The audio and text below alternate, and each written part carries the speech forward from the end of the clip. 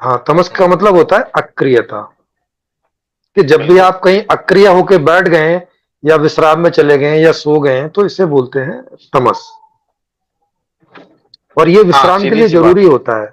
अगर आपके जी। शरीर में तमस नहीं होगा या थके होने पर तमस पैदा नहीं होगा तो आप विश्राम में नहीं जाएंगे और पागलों वाली स्थिति में चले जाएंगे और फिर जी नहीं पाएंगे। बिल्कुल सही। 2-4 दिन से ज्यादा का जीवन नहीं रहेगा आपका। जी। हाँ।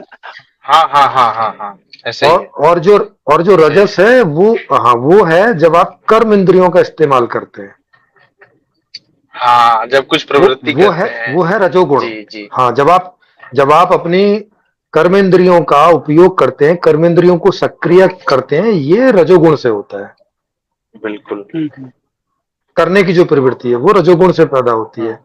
और जो सतोगुण है वो अंतःकरण का जब आप इस्तेमाल कर रहे होते हैं, कोई मतलब कुछ चिंतन जानने मनन। के लिए। हाँ, कुछ जानने के लिए तो ज्ञान से जो संबंध है वो वो सतोगुण का सत्व है। है। करने, हाँ, करने से जो संबंध है वो रजोगुण का है और विश्राम से जो संबंध है वो तमोगुण से है। वास्तविक हाँ, जो हाँ। परिभाषा है वो ये है। नहीं, गीता में भी कुछ-कुछ इस तरह की बातें हैं और वैसे अगर देखेंगे। हाँ, हाँ, कुछ-कुछ हैं। हाँ हाँ, हो सकता है कहीं मिल जाए और ये तीनों पॉजिटिव हैं।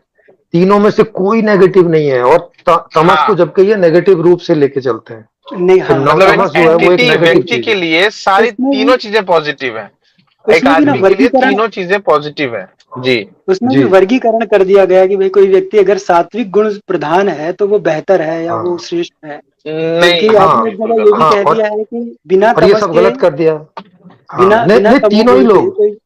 हाँ, हर आदमी कुछ भी जानने का प्रयास करता है वो सतोगुण का ही प्रयास करता है, माने बिल्कुल अंतःकरण सीधी का सी बात इस्तेमाल है। करता है। हाँ, कुछ हाँ, भी बिल्कुल जानने का सीधी सी प्रयास बात करता है, है। थोड़ा या ज्यादा।